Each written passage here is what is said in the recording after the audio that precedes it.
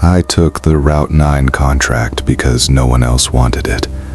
That stretch of road cut through some of the emptiest parts of the Appalachian foothills, a looping delivery route that snaked through declining towns, closed coal camps, and miles of forest where the trees grew so close together they swallowed the moonlight. It paid a little extra, hazard bonus they called it, mostly because of wildlife strikes and spotty cell service. I told myself I didn't mind the isolation. In truth, I liked it. After everything that had piled up in my life before 2025, being alone behind the wheel felt like the only place my thoughts didn't crowd me. By early spring, I had the route memorized, every bend in the road, every leaning mailbox, every rusted gate sinking into the ground. I knew where the pavement cracked from frost, and where the fog liked to settle just thick enough to blur the headlights. I drove it mostly at night when traffic was lighter, and the deliveries had to be rushed to make morning deadlines. The nights out there were long and quiet, broken only by the hum of the engine and the occasional shape of a deer flashing across the road. Sometimes I'd go 20 or 30 minutes without seeing another set of headlights. You start to lose your sense of scale when that happens, like the world has narrowed to the beam in front of you, and nothing else exists beyond it. That night started like all the others. The air still held on to winter, cold enough to sting when I stepped out of the truck, but with hints of thaw lingering in the low spots along the road. I remember thinking the stars looked unusually sharp, like someone had cleaned the sky. I'd just left a small town that barely showed up on maps anymore, a place with boarded storefronts and a single gas station that closed before dark. My next stop was nearly 40 miles away, a straight shot along Route 9 with nothing but forest and a few forgotten turnoffs between. About 10 minutes out, I passed an old gas station I'd always noticed but never stopped at. It sat crooked at the edge of the road, pumps rusted, windows dark, the sign out front hanging at an angle like it was tired of holding itself up. The place had been abandoned for as long as I could remember, the kind of structure that slowly sank back into the land instead of being torn down. My headlights swept over it, catching broken glass and weeds pushing through the concrete. Just as I passed it, my phone rang. I almost didn't answer. Service out there was unreliable, and most nights I didn't get any calls at all. When I glanced down and saw the caller ID, I felt a flicker of confusion more than fear. It was my number. Same digits, same formatting, even my name underneath, like I'd called myself by mistake. I laughed, a short, nervous sound, assuming it was some glitch. Phones did weird things out there. I answered, mostly out of curiosity. At first, there was only static, the kind that rises and falls like breathing. I waited, thumb hovering over the button to hang up, when I heard a voice cut through it. My voice, or something close enough that my stomach dropped. It wasn't loud or distorted. It sounded tired, low, like I was speaking just above a whisper. "Don't slow down," it said. I felt a jolt of adrenaline surge through me. I glanced at the road, then back at the phone. I said my name, asked who it was, told myself this had to be someone messing with me. The voice didn't respond to that. It just kept talking, steady and calm. "Next left is coming up fast. Take it." I started to laugh again, more forced this time, until I saw the turn ahead, a narrow side road I hadn't planned on taking, one I rarely used. The entrance appeared exactly where the voice said it would, emerging from the darkness like it had been waiting. I drove past it, my heart pounding harder now, my skin prickling with a cold sweat. The voice didn't react. There was no anger or surprise, just another instruction delivered in the same flat tone. "Right bend after the creek. Stay centered. There's debris on the shoulder." My hands tightened on the steering wheel. The creek came into view moments later, the road curving sharply as it crossed a narrow bridge. Sure enough, there was debris on the shoulder, fallen branches, scattered rocks, the remnants of some minor slide I hadn't noticed before. I slowed despite the warning not to, my breath coming shallow. I tried to tell myself this was coincidence, that anyone familiar with the route could guess what came next, but the timing was too perfect. Every instruction arrived seconds before the road confirmed it. I asked again who was calling. My voice sounded thin inside the cab. The line crackled, and for a moment I thought the call had dropped. Then my voice spoke again, softer now. "You already know." A sense of dread settled in my chest, heavy and unmoving. I thought about hanging up, but some instinct told me not to. The voice hadn't said anything overtly threatening. It wasn't yelling or laughing or trying to scare me. It sounded like someone trying to help in the only way they could. That thought disturbed me more than anything else. As the miles ticked by, the directions continued. Turn here, slow down, don't stop. The road grew narrower, the forest closing in. The trees pressed so close that the darkness between them felt solid, like walls. I realized at some point that the voice was no longer describing the route I knew. We were off my usual path now, winding deeper into an area I'd never delivered to before. When I tried to turn around, the voice barked sharply for the first time. "Don't." That single word froze me. I didn't turn. I kept driving, my eyes flickering between the road and the phone, my mind racing through every explanation I could come up with. Stress, fatigue, some elaborate prank using a voice recording. But the responses were too immediate, too precise. When I thought about slowing down, the voice told me to keep my speed. When I felt the urge to stop the truck and get out, it warned me again not to. About halfway through the call, I noticed something else. The radio had gone silent. Not static, not a lost signal, just dead air. Even the hum of the engine seemed muted, like the world outside the truck was pulling away. The headlights felt weaker, swallowed by the trees. I had the strange sensation of driving through a tunnel that wasn't there. Then the voice changed. "Whatever you see," it said, "you can't stop, no matter what it looks like, no matter who it sounds like." I didn't have time to ask what it meant. The road straightened out ahead of me, and something appeared in the beam of my headlights. A figure standing in the middle of the road, just beyond a bend. At first, I thought it was a person in distress. They were hunched over, one arm raised slightly, like they were waving or shielding their eyes. I instinctively eased my foot off the gas. "Don't," the voice said, urgent now. "That's not." The figure lifted its head, and for a split second, I thought I recognized myself. Same jacket, same posture. The resemblance wasn't perfect, but it was close enough to make my vision blur. My foot hovered over the brake, my mind screaming at me to stop, to help, to understand. I didn't. I swerved at the last second, the truck jolting as I narrowly missed the figure. In my side mirror, I saw it turn, watching me pass. It didn't chase the truck. It didn't react at all. It just stood there, alone on the road, growing smaller as I drove on. My heart pounded so hard I thought I might black out. The voice on the phone had gone quiet again, replaced by static. I waited, half expecting it to speak, to explain what I'd just seen. Instead, the call ended abruptly. The screen went dark. My phone shut off completely, as if the battery had been pulled. The rest of the drive passed in a blur. I didn't see any more figures, but I never shook the feeling of being watched. The road eventually reconnected with a familiar stretch, and the world seemed to snap back into place. The radio crackled to life. The engine sounded normal again. I finished my deliveries on autopilot, barely aware of the passing miles. When I finally got home just before dawn, I sat in the truck for a long time, staring at the dark screen of my phone. I didn't turn it back on until the sun was fully up. When I did, it powered on like nothing had happened. No error messages, no drained battery, just a single missed call in the log. From my number. The duration read 13 minutes. I tried to convince myself it was a software glitch, some corrupted data caused by poor signal, but deep down I knew that wasn't true. The call had known things I hadn't yet seen. It had warned me, guided me, kept me moving when every instinct told me to stop. I started to wonder what would have happened if I'd ignored it, if I'd answered the knock of sympathy instead of fear. I quit the Route 9 contract a week later, told my supervisor the hours were getting to me. I didn't mention the call. I didn't mention the figure on the road. Some things sound too unreal when you say them out loud, even when you know they happened. I still drive those mountains sometimes, but never at night, and never alone if I can help it. Every now and then, when my phone rings in the dark, I hesitate before answering, and on the rare occasions when the caller ID glitches or shows no name at all, I let it go to voicemail, because somewhere out there, on a stretch of road that doesn't quite exist the way it should, I think there's still something driving, still watching the turns before they come, still calling, hoping I'll listen again.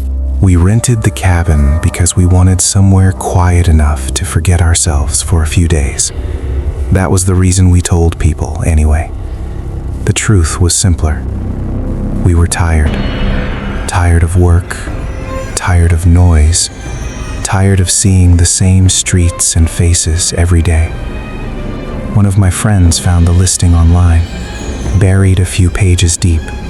Cheap for how remote it was. The photo showed a small log cabin tucked against a tree line. Nothing fancy, but solid. A place that looked like it had been standing there longer than anyone could remember. The description promised privacy, no nearby neighbors, and miles of woods in every direction. That should have been the first warning. There were 4 of us, all adults, all capable, none of us the type to scare easily. We packed food for several days, grabbed a couple coolers, and drove out on a Friday afternoon. The road slowly shrinking from highway to 2-lane to something barely paved. Cell service faded in and out until it disappeared entirely. The deeper we went, the quieter it felt, like sound itself had trouble traveling out there. Even our laughter in the car sounded wrong, too loud against the stillness pressing in through the windows. The driveway to the cabin was little more than a dirt path cutting off from the road, marked by a weathered wooden sign with the cabin's name burned into it. The letters were faded, the edges splintered. trees arched overhead, branches meeting like clasped hands. By the time we reached the clearing, dusk had started to settle in, painting everything in soft gray shadows. The cabin sat alone, exactly as pictured, squat and sturdy, with a small porch and a single window on each side. The woods wrapped around it tightly, no open fields, no distant lights, just trees. The first thing I noticed when we stepped out of the car was how quiet it was. Not peaceful quiet, empty quiet. No insects, no birds, no distant wind. It felt like the woods were holding their breath. We joked about it, of course. Someone said it was like being in a soundproof room. Someone else laughed and said it was perfect. Inside, the cabin smelled like old wood and dust, not unpleasant, just unused. Everything was simple. One main room with a small kitchen area, a table, and a couch.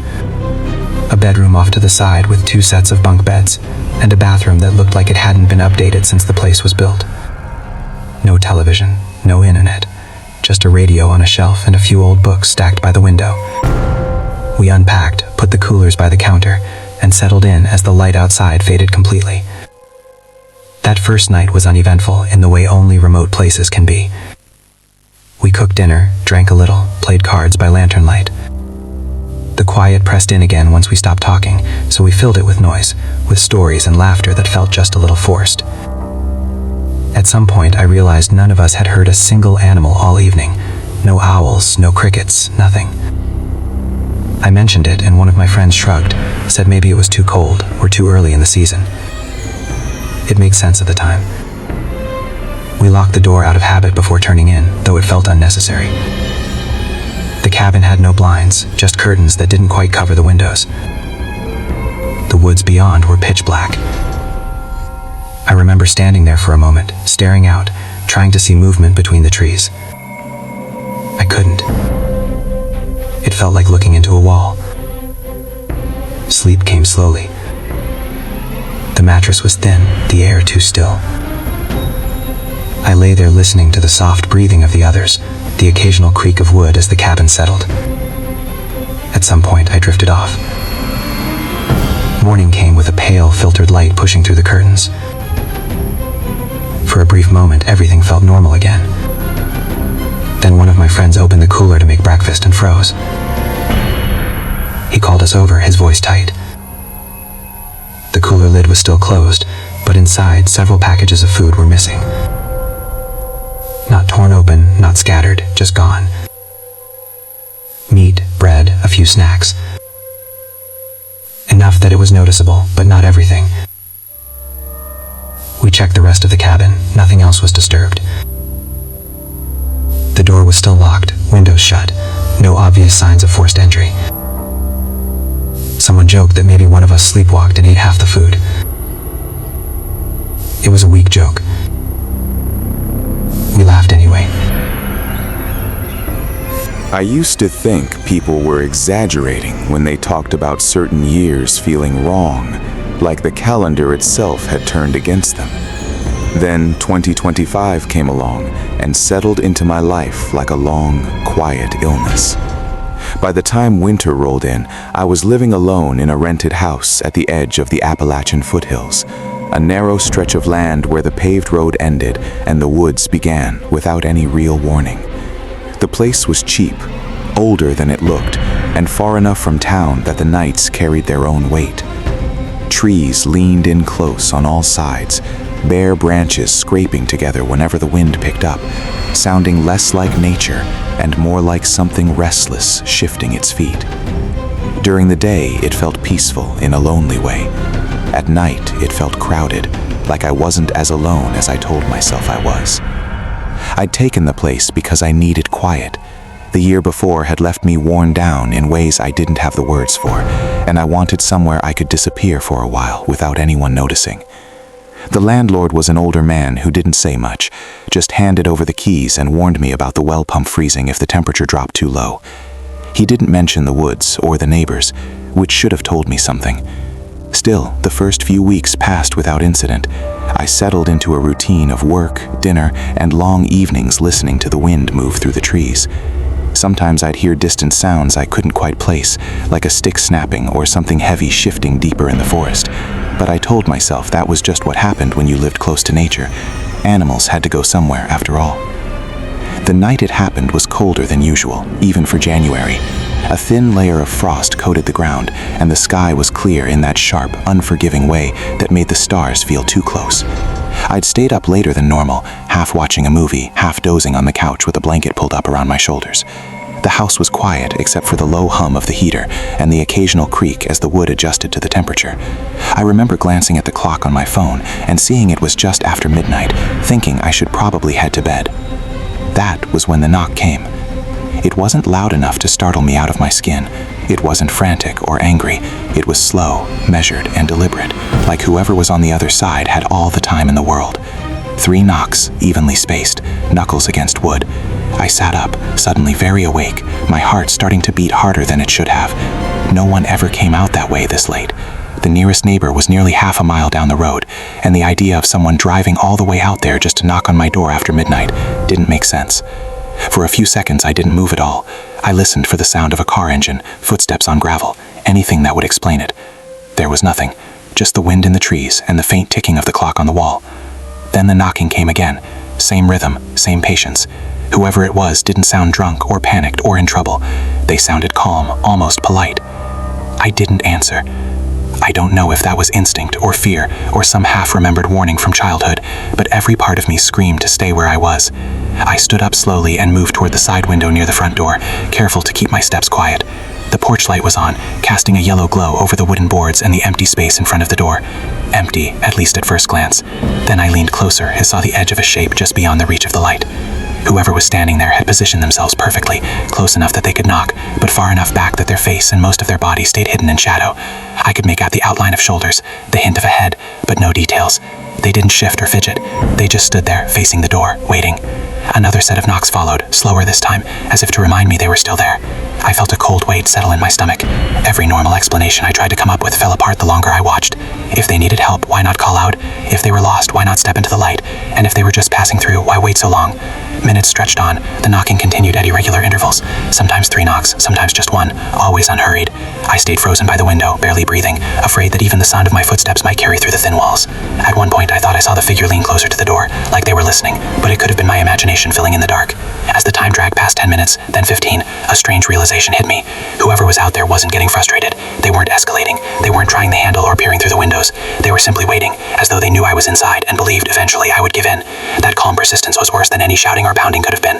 By the time the knocking finally stopped, nearly 20 minutes had passed. There was no sound of footsteps retreating, no rustle of leaves or crunch of frost, just silence.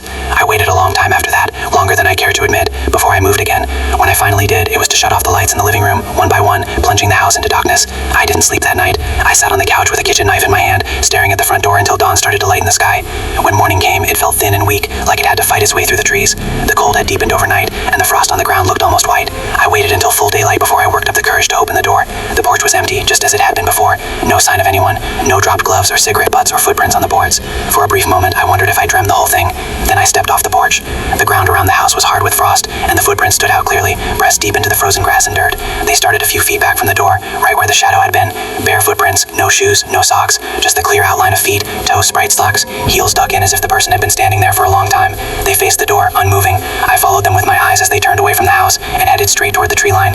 They didn't wander or hesitate. They didn't circle back or change direction. They went in a straight line, cutting through the brush and disappearing into the woods like that was exactly where they had planned to go all along. I didn't follow them far. A few steps was enough to see that they kept going, deeper and deeper, until the shadow swallowed them up. I told myself I'd call the landlord. I told myself I'd report it, ask if anyone else had been having trouble. But the longer I stood there staring at those footprints, the more I felt like drawing attention to it would only make things worse. So I did what I'd been doing all year. I kept it to myself. The weeks that followed were quieter, but not calmer. Every night I listened for sounds outside the house. Sometimes I thought I heard movement near the trees, something slow and careful, but whenever I checked, there was nothing there. I started locking the door earlier, double-checking the windows, keeping the lights off at night. I avoided looking out into the woods for too long, because I had the uncomfortable sense that if I did, something might look back. I never heard another knock, not like that anyway, but I noticed other things, small things. Mud on the porch after a rain, even though no one had walked there. The trash can tipped over more than once, its contents scattered not by animals, but in a way that felt almost deliberate. Once I found a handprint smear faintly on the glass of the side window, as if someone had leaned close to peer inside. It was gone the next day, wiped away by condensation or maybe my own shaking hand. I couldn't remember. Spring eventually came, and with it the illusion that whatever had happened was behind me. The woods filled in again, hiding the paths and the ground beneath layers of green.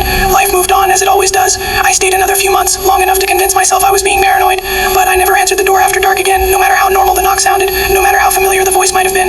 I moved out before summer ended, packed up quietly, didn't tell anyone where I was going. On my last morning there, and as I loaded the final box into my car, I took one last look at the tree line. For just a second, I thought I saw movement between the trunks, something pale shifting behind the leaves. Then it was gone. It's been a while now, and I live somewhere far more crowded, where knocks at the door are common and expected. Still, whenever I hear one late at night, my chest tightens. I don't move right away. I listen. I wait, because some part of me is still standing in that cold January house, staring at a shadow just beyond the porch light, knowing that whatever was out there didn't need to rush. It was patient, and it knew where I lived.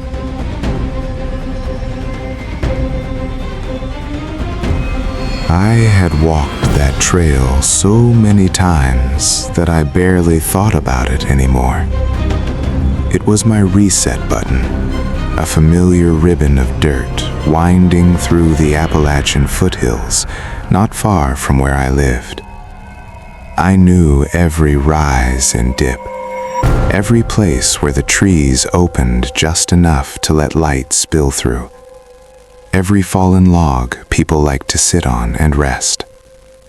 I'd hiked it in summer heat, autumn rain, even once after a light snow. It never surprised me. That was why I chose it that day in 2025. I wasn't looking for adventure. I was looking for something steady, something that reminded me the world still followed rules. It was early afternoon when I parked at the trailhead. The lot was empty, which wasn't unusual on a weekday. The air was mild, that in-between Appalachian spring, where winter hasn't quite let go, but everything smells damp and alive. I checked my watch out of habit, shouldered my pack, and stepped onto the path without much thought. The forest greeted me the way it always did, quiet but not silent.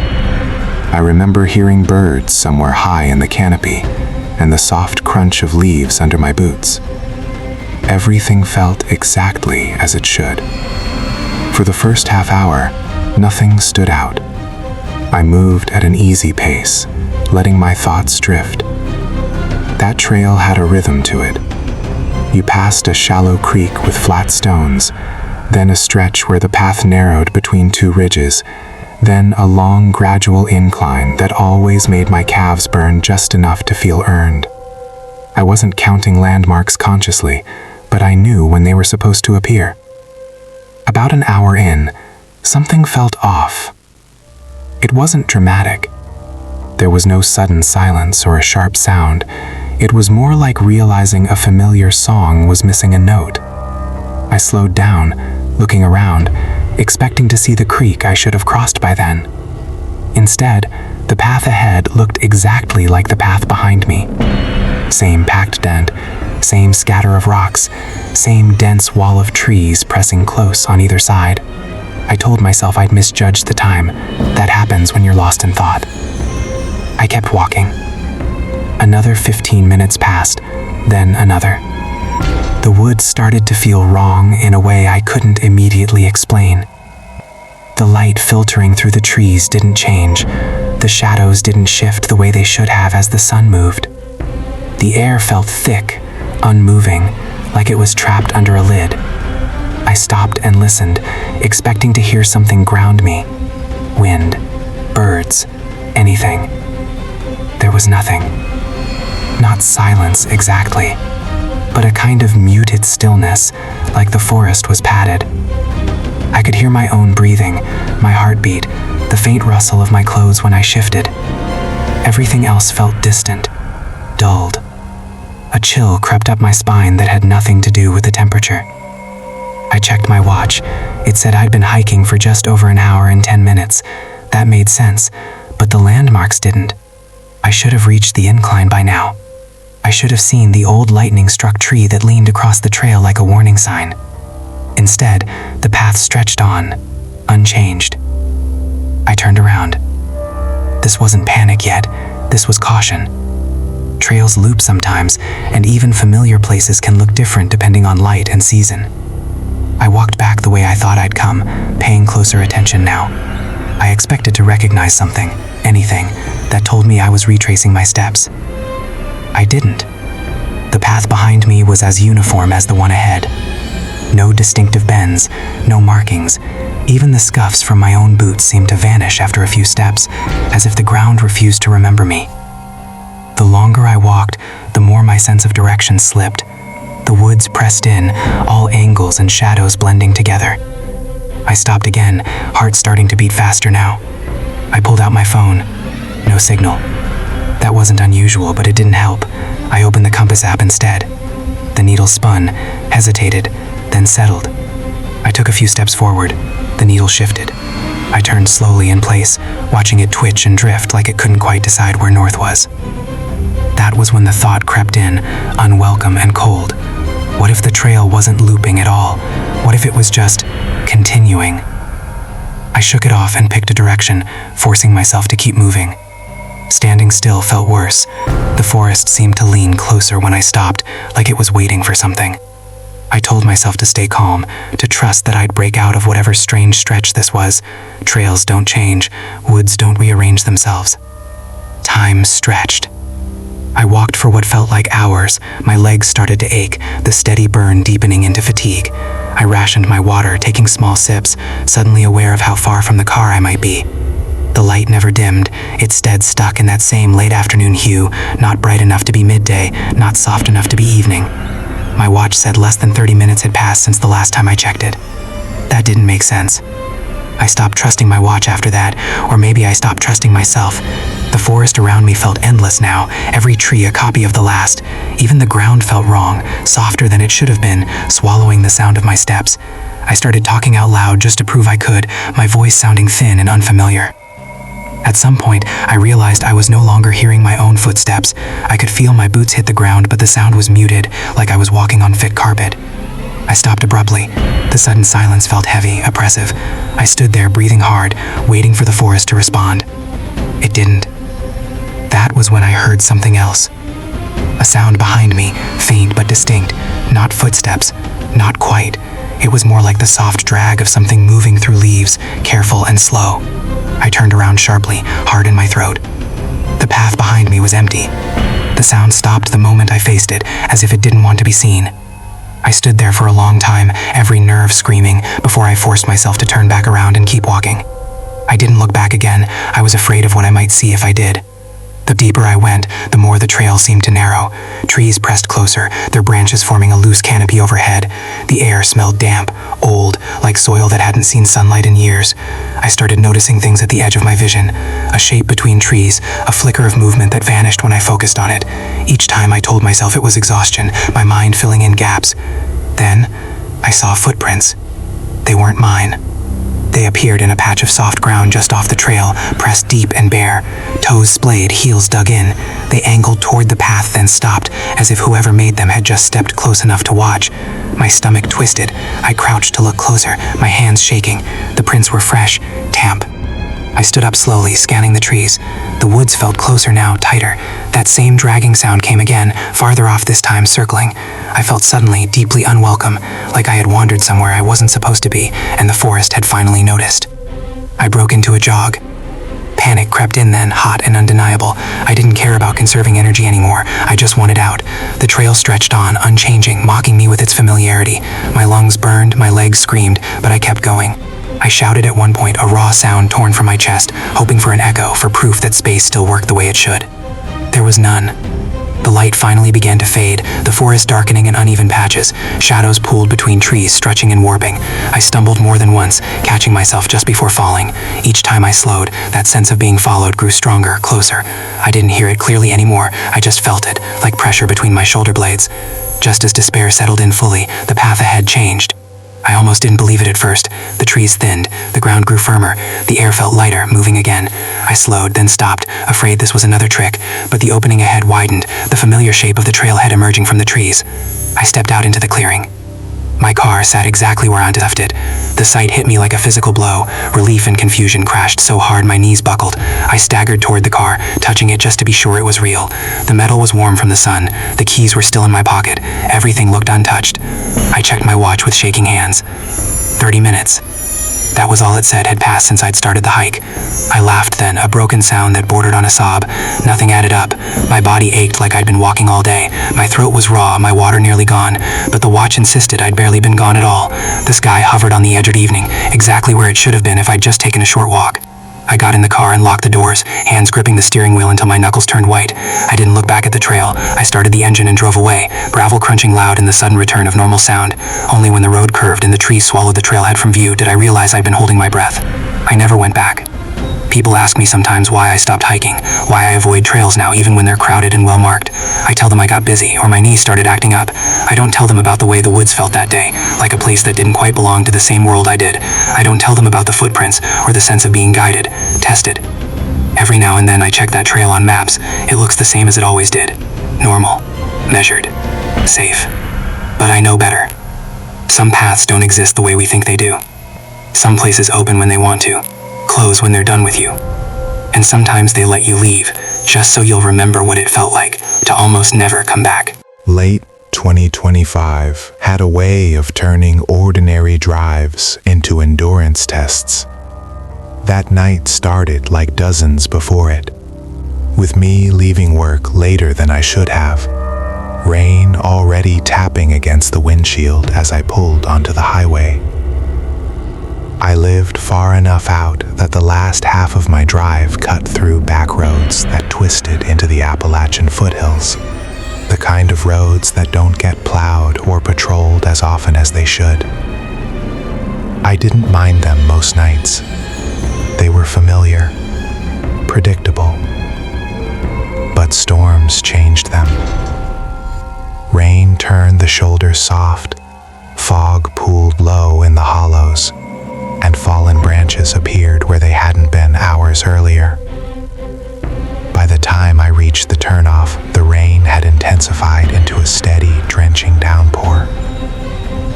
The wipers worked overtime, squealing faintly as they cleared sheets of water from the glass.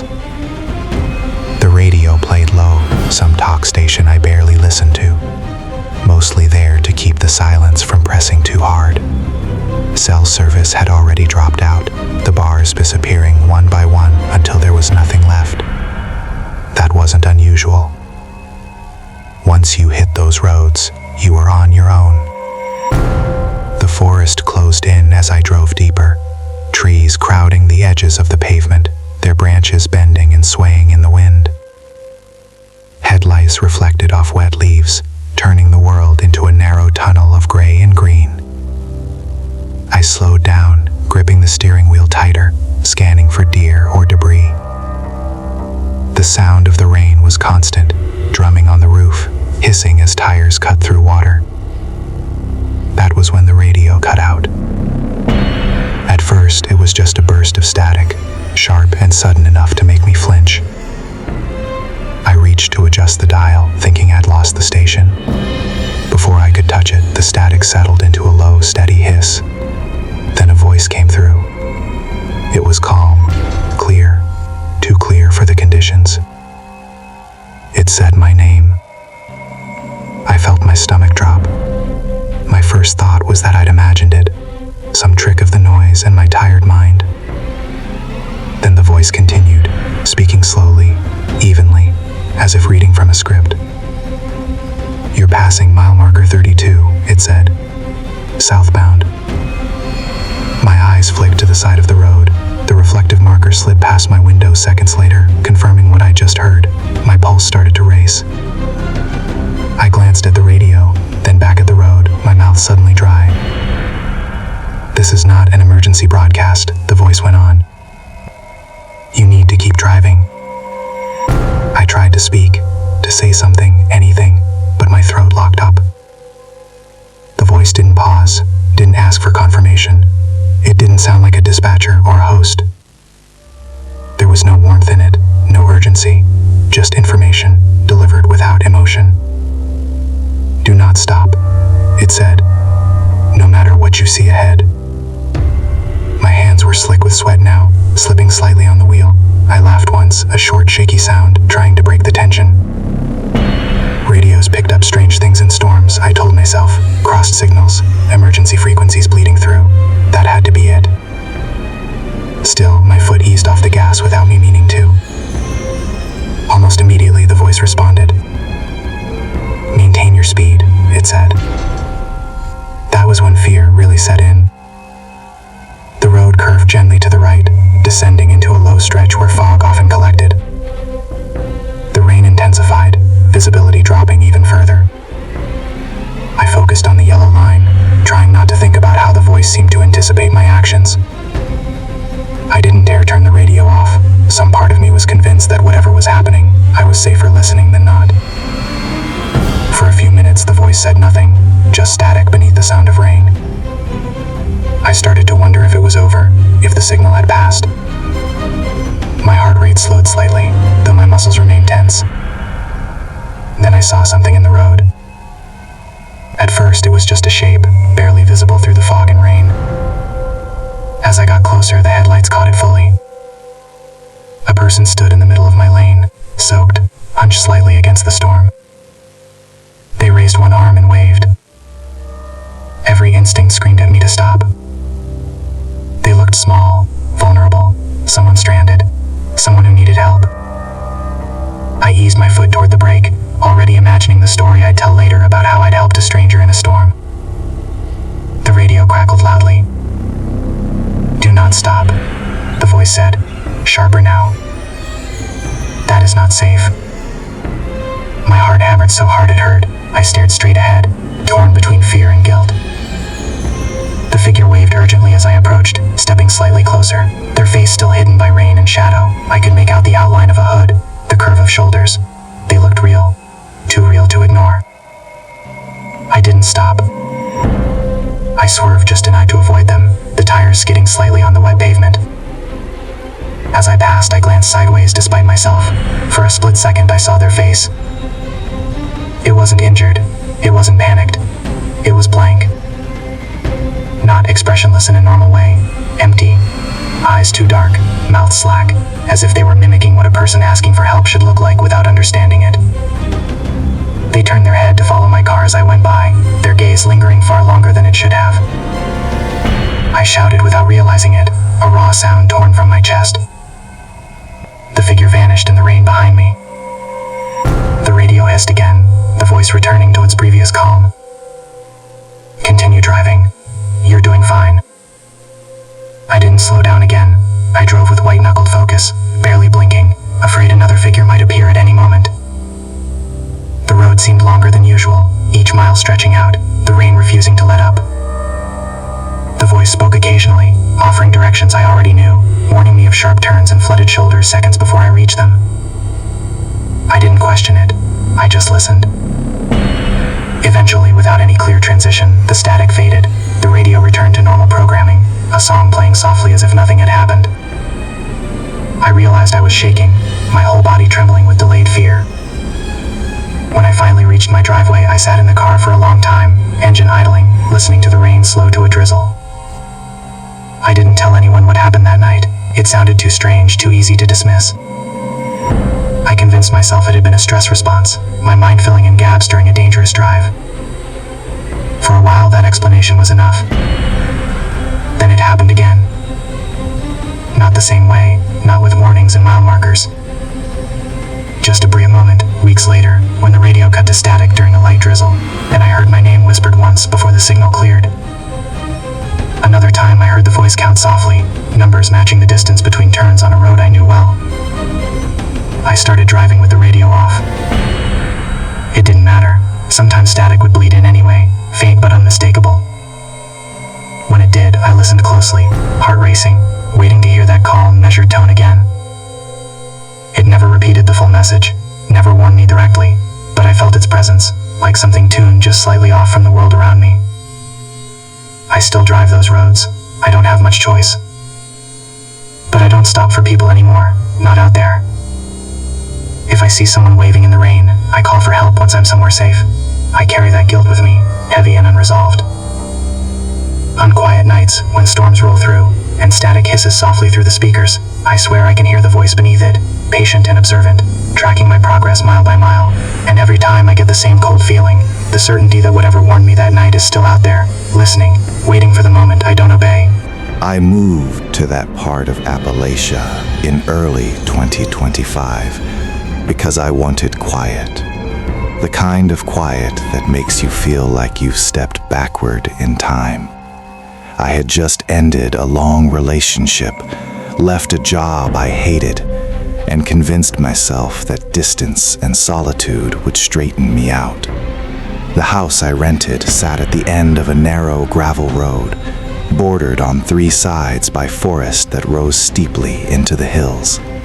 There were only 2 other houses within sight, both far enough away that their porch lights looked like stars through the trees at night. One of them belonged to my neighbor. I noticed him the first night I stayed there. As I unpacked boxes and tried to make the place feel like home, I looked out my living room window and saw a pale square of light glowing through the trees. At first, I assumed it was a porch light left on for security. But as the sky darkened and the forest settled into its nightly chorus, that light didn't dim or flicker. It stayed steady, bright, as if the sun itself had been trapped inside a single room. Later, when I stepped outside to take out the trash, I realized it wasn't a porch light at all. It was a window. My neighbor stood inside his house, framed perfectly by the glass, facing the woods. He wasn't doing anything. He wasn't reading or pacing or moving from room to room. He was just standing there, upright and still, his face turned toward the tree line behind my house. I remember feeling embarrassed for looking, like I'd caught someone in a private moment. I dropped the trash in the bin and went back inside, telling myself he'd just forgotten to turn the lights off. But the next night, the light was still on, and the night after that. Days passed, then weeks. I settled into a routine. Work during the day, dinner alone, then quiet evenings broken only by wind and distant animal sounds. Every night, without exception, my neighbor's window glowed, and every night he stood there, in the same spot, facing the woods. I never once saw him leave his house. At first, I tried to rationalize it. Maybe he worked nights and slept during the day. Maybe he had insomnia. Maybe he was sick or lonely, or dealing with something I couldn't see from a distance. Appalachia has always been full of people who keep to themselves, and I didn't want to be the outsider who judged too quickly. Still, something about it got under my skin. It wasn't just that he never turned the lights off. It was the way he stood, perfectly straight, arms hanging at his sides, head tilted just slightly forward, like he was listening for something deep in the woods. Sometimes I'd glance out at 2 a.m, expecting to see him gone, and he'd still be there. Other times, I'd wake up before dawn, the sky just beginning to gray, and the light would still be burning. He never slept. I started paying attention to smaller details. I realized his car never moved. Dust collected on the windshield, leaves piled up around the tires. His mailbox overflowed until the door hung open. No visitors came, no deliveries, no signs of normal life. One evening, after a particularly long day, I decided to wave. I stood on my back porch, the forest stretching out dark and dense behind me, and raised my hand toward his window. I felt ridiculous doing it, but I needed to break the tension I'd built up in my own head. For a moment, nothing happened. Then slowly, my neighbor lifted his arm. He waved back. It should have reassured me. Instead, it made my stomach twist. His movement was delayed, like he'd had to think about it first. His arm raised too high, the angle awkward, his hand opening and closing once before dropping back to his side. He didn't smile. He didn't nod. He just resumed his stance, staring past me and into the trees. After that, I stopped looking at his house as much. The woods behind my place were thick and old, full of uneven ground and narrow animal trails. Locals had warned me not to wander too far without a map or a compass. People got turned around out there, they said. Sounds carried strangely. Distances felt shorter than they were. I took those warnings seriously. I stayed close to the house, content to admire the forest from my porch. That changed one night when I heard something moving out there. It was late, close to midnight, and I was half asleep on the couch when a sound drifted through the open window. At first, I thought it was wind, branches rubbing together. Then it happened again, a slow, deliberate crunch, like a foot pressing down on dry leaves. I froze, listening. The sound came again, closer this time, then another and another, pacing slowly along the edge of the woods behind my house. I held my breath, straining to hear more. The steps stopped abruptly, followed by a long stretch of silence that made my ears ring. Without thinking, I glanced toward my neighbor's house. He was still there, light blazing behind him, but now his head was turned slightly in my direction, not toward my house exactly, but toward the space between us, where the woods thickened and shadows gathered. He stood there for a long time, unmoving, as if waiting for something to happen. I locked my doors that night. After that, the sounds became more frequent. Footsteps, branches snapping, sometimes low, indistinct noises that might have been animals, or might not. I never saw anything when I looked, but I felt watched in a way I hadn't before. The forest seemed closer, the darkness heavier. My neighbor never stopped standing in his window. I finally worked up the courage to talk to someone about it when I ran into an older man at the gas station down the road. We got to chatting and I mentioned where I lived. When I described the houses nearby, his expression changed. "You're talking about the place up on Hollow Ridge?" he asked. I nodded. "And the man in the house across from you?" he said slowly. "Always got his lights on." I felt a chill run through me. "Yeah," I said. "You know him?" The man hesitated, then shook his head. "Used to," he said. "Before." Before what, he didn't say. When I pressed him, he just mumbled something about people changing out there and warned me to keep his doors locked. He paid for his gas and left without another word. A few nights later, I woke up to complete darkness. At first, I thought the power had gone out. Then I realized the glow from my neighbor's window was gone too. For the first time since I'd moved in, the woods were truly dark. I got out of bed and went to the window, heart pounding. His house sat there, a black silhouette against the stars. No lights, no movement, just emptiness. Relief washed over me, followed quickly by unease. The next morning, I noticed his car was gone. I told myself that was a good thing. He'd finally left, moved on. Whatever had kept him awake and staring into the forest had ended, but the feeling that settled over the property was wrong. The air felt heavier, like a storm waiting to break. That afternoon, curiosity got the better of me. I crossed the gravel road and walked up to his house.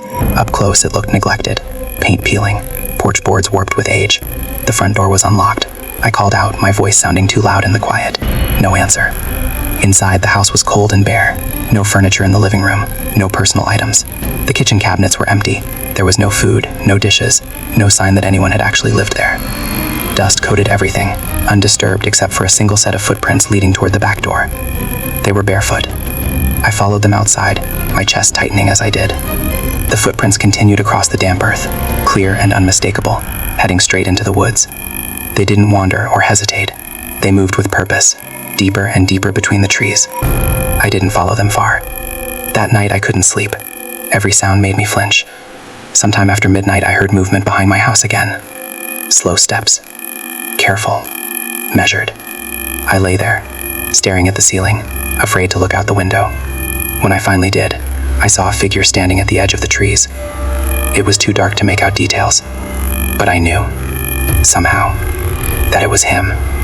He stood there the same way he had in his window, upright and still, facing my house now instead of the forest. No light framed him this time, just darkness. I shut the curtains and didn't open them again until morning. The footprints were gone by then. The forest looked undisturbed, as if nothing had ever happened. I packed my things that day and left. I didn't tell my landlord why. I didn't wait for explanations. Sometimes, late at night when I'm driving through quiet places and see a single window lit up in the distance, I think of that house. I think of a man who never slept, who watched the woods until the woods finally took notice. And I wonder if he's still out there, standing somewhere just beyond the reach of the light, watching for the next house that stays awake too long.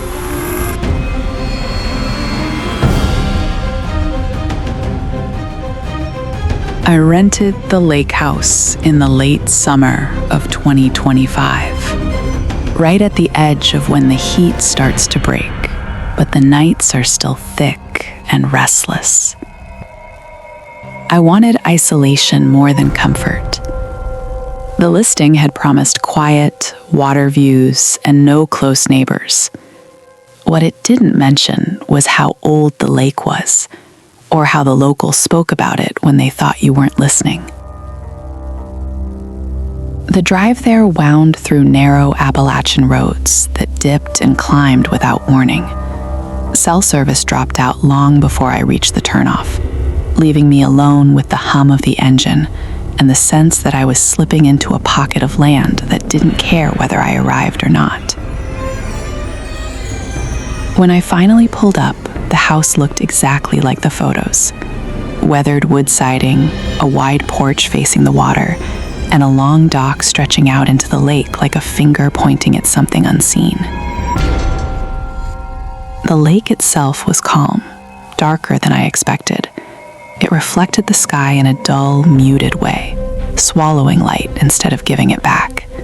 Trees ringed the shoreline, their reflections broken and distorted by the slightest movement of water. Even in daylight, it felt deep, deeper than it should have been. The first day passed without incident. I unpacked, grilled a simple dinner, and sat on the dock as the sun went down. Insects buzzed, frogs croaked from somewhere along the shore, and the lake stayed mostly still. I remember thinking how peaceful it all felt, how far removed from everything else. That night, I slept with the windows open, lulled by the quiet lapping of water against the dock. The sound woke me sometime after midnight. At first, I thought it was a large fish jumping. A single heavy splash echoed through the open window, sharp enough to pull me from sleep. I lay there listening, heart thudding as I waited for it to happen again. The lake went quiet. No ripples, no movement. Just the distant hum of insects and the soft creak of the house settling. I told myself it was nothing and rolled over. Then it happened again. This time it wasn't a splash so much as a disturbance. Water moving with weight behind it, close to the dock. I could hear it clearly now, slow and deliberate, as if something large was shifting just beneath the surface. I sat up in bed, staring into the darkness, trying to pinpoint the sound. It came again, followed by the faint creak of wood as the dock responded to something brushing against it from below. I didn't get out of bed that night. The next morning, everything looked normal. The lake was glassy and still, sunlight dancing across its surface. I walked down to the dock, half expecting to see damage or signs of whatever had been there. There was nothing, no scratches, no broken boards. The water beneath the dock was dark and unreadable, dropping off quickly into depths I couldn't see.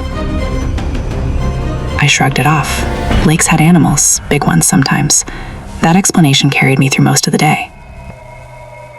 That night, the sound came earlier. I was sitting on the porch with a beer watching the last light fade from the sky when I heard it.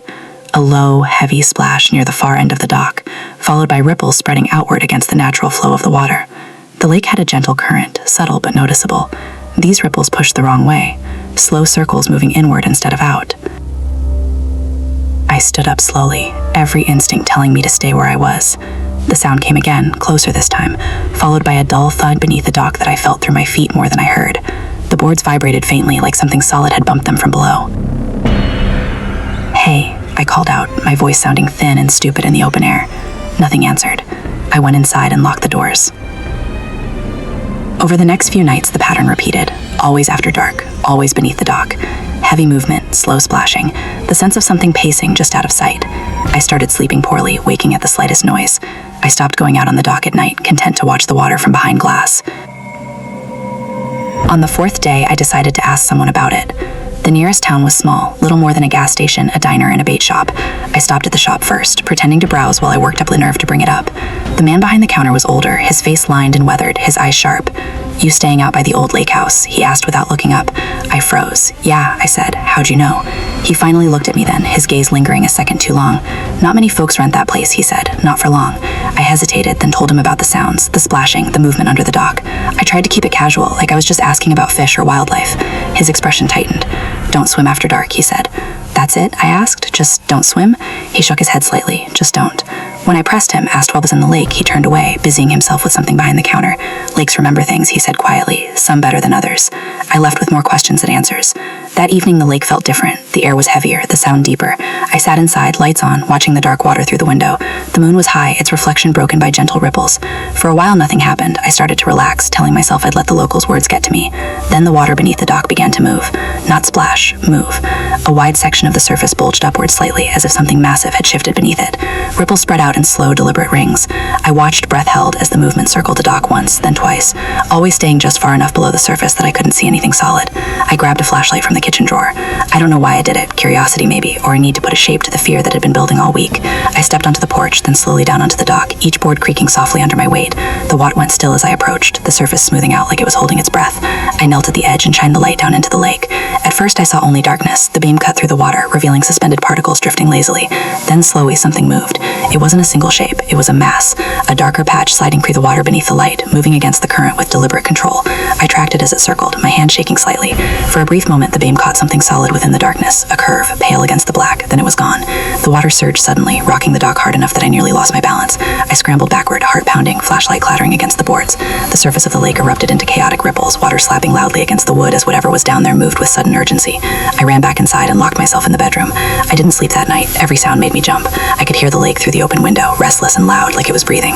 Just before dawn, the noises stopped. The water settled into an unnatural calm. In the morning, I found marks on the underside of the dock. Long, shallow grooves in the wood, like something hard had scrapped along it repeatedly. I didn't touch them. I didn't photograph them. I just stared, knowing without knowing that whatever had made them had done so intentionally. I called the owner that afternoon. When I described what I'd seen, what I'd heard, there was a long pause on the other end of the line. Finally, he sighed. People have been saying things about that lake for generations, he said. Most of it's just stories.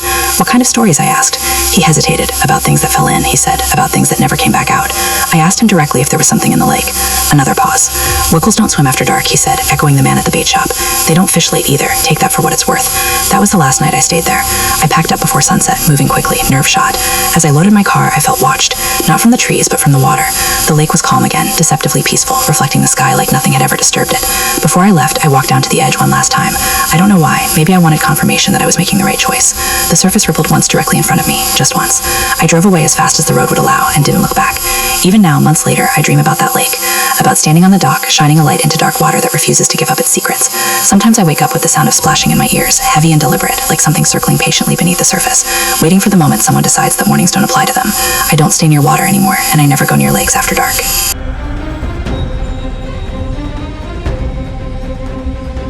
I pulled off the interstate just as the sun began to sink behind the ridges of Appalachia, streaking the sky with orange and gray. My eyes were heavy from hours of driving, the hum of the tires and the monotony of the road pressing against the edges of my focus. I needed a place to stay, somewhere I could park the car, stretch, and sleep without worrying about whether I'd wake up to some sudden noise on the shoulder. The motel sign flickered weakly. Blue Ridge Inn, vacancy. The kind of place that smells of stale carpet and bleach, with an empty parking lot except for a single pickup at the far end. I didn't care. I just wanted a room. The lobby was dim, lit by a single fluorescent bulb that buzzed softly. Behind the counter, a woman sat with her head bent over a crossword puzzle. She looked up just long enough to hand me a key, muttering the room number without looking back down. I could hear the faint tick of a clock somewhere in the corner, counting the seconds in a way that made the air feel heavier. Room 12 smelled of damp carpet and old sheets. The curtains were drawn, and the heater rattled faintly as it pushed warm air through the vents. I set my bag on the dresser and immediately noticed the drawer in the nightstand. It wasn't locked, and the wood creaked as I opened it. Inside lay a small, leather-bound guest book. I flipped it open out of curiosity, thumbing past pages yellowed with age. Names, dates, brief messages, all the standard motel fare. People who had stayed there before, scrawled in careful handwriting or hurried scribbles. My curiosity got the better of me, and I started flipping through the pages more carefully. Most entries were old, going back years. Some were as recent as a week ago. Nothing unusual, just the same routine thanks and initials that barely made sense. I set the book down and turned to the last page. I froze. My name was written there. Full name, neat and legible, and below it, the date, today's date. I leaned closer. The pen strokes were unmistakable. The handwriting was mine. I hadn't written it. I don't write in guest books, not usually, never by habit. I closed the book and opened it again. The page was blank. Only the faint indentation of the writing remained. I flipped back, then forward again, as if the action would change what I saw. It didn't. There it was, my name, clear as daylight, written as though I'd been there hours ago, before I even checked in. I laughed nervously and told myself I must have absent-mindedly scribbled it down when I checked in, some muscle memory trick, but I couldn't remember doing it. The hotel had been quiet, and I was exhausted, yes, but not that distracted. The pen hadn't even been in my hand when I opened the drawer. My pulse started to pick up. I put the book back in the drawer and tried to shake it off. That night, sleep didn't come easily. I lay on the bed staring at the ceiling, listening to the quiet of the room, every creak of the building amplified. Somewhere in the hallway, a door closed softly, the sound echoing in the still air. I imagined footsteps, faint, careful. I convinced myself it was the old building settling. Somewhere past midnight, I woke to the sound of a page turning. Not from the book, I thought at first. I wasn't sure if I'd even left the drawer open. Then I remembered, and my stomach dropped. Slowly, deliberately, a single page shifted, curling at the edges, as if an unseen hand had turned it. I sat up and strained to see in the darkness. The guest book lay closed, untouched, on the nightstand. I told myself I was dreaming. I laid back down, heart racing, but sleep refused me. Every time I closed my eyes, I imagined the pen scratching across the page, my name appearing over and over again. When I finally drifted, it was light, fragmented, uneasy. I woke hours later to the sound of the heater shutting off. Sunlight was just peeking through the blinds. I sat up, rubbed my eyes, and glanced at the nightstand. The guest book was open again. My name was gone this time. No date. Nothing to indicate that last night's events had been real. My head throbbed. I told myself it was stress, fatigue, the odd quiet of staying somewhere unfamiliar. I packed quickly and checked out before the lobby clerk had stirred from her crossword. The parking lot looked the same as when I'd arrived, the pickup still at the far end, empty and unmoving. I didn't look back at the building. I didn't want to. On the drive back, the image of that guest book nodded me. My own handwriting, on a page I hadn't touched, in a room I had barely inhabited. It didn't make sense. I replayed the night over in my mind, turning each moment, examining every detail for a logical explanation. Nothing fit. The air of that motel, the silence, the way the pages had shifted on their own, all of it pressed against my reason with a weight I couldn't shrug off. I've stayed in motels before and after that night, but never alone, not willingly. The thought of that guest book, waiting in a nightstand drawer, has followed me ever since. Sometimes, months later, I can feel the image of my own name etched in ink in front of me, like it was a record of something that had already happened or was meant to happen. I tried to tell friends about it once. They laughed, suggested fatigue, stress, or imagination. I didn't push it. The disbelief in their eyes only made me feel smaller, more isolated. The memory sticks with me anyway. That empty room, the quiet motel, the guest book that somehow knew I was there before I even arrived. It's one of those things that leaves a mark you can't see, but you feel every time you check into a room alone. I never stayed in another motel by myself after that night. Not for work, not for travel, not even when I had no other choice. The thought of the guest book, open in that dark drawer, waiting to record the next visitor's name, still follows me. Sometimes, when I pass a roadside motel late at night, the lights flickering in the distance, I see a drawer opening on its own, and I swear I can feel the weight of the pen in my hand before I even pick it up. Even now, I can't convince myself it was a mistake, a trick of exhaustion, or some coincidence. I know what I saw, and I know what I felt. And I know that somewhere, in some forgotten roadside motel in Appalachia, my name is still written on a page I never touched, a silent witness to something I will never understand. The last weeks of 2025 were quieter than I expected them to be. Winter had settled early in that part of Appalachia, pulling color from the hills and replacing it with a dull palette of gray and brown. The trees stood bare and skeletal, their branches clawing at the sky, and the air carried that sharp, clean cold that makes every sound travel farther than it should. I lived alone in a small house tucked into a hollow, far enough from town that nights belonged to the woods more than to people. I had chosen that place because of the silence. I didn't realize how quickly silence can turn into something else. The house wasn't old by mountain standards, but it had been built simply, almost stubbornly, like it was meant to endure rather than comfort. One story, narrow windows, a wraparound porch that creaked even when the wind barely stirred. Behind it, the forest rose sharply, dense and uneven, cut through by animal trails and little else. In front, a dirt driveway curved down toward the road, disappearing into trees before you could see where it ended.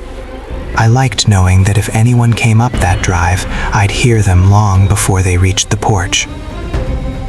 The first night I heard the footsteps, I almost didn't register them. I was sitting on the couch with the television on low, more for background noise than anything else. The clock on the wall read just after 11.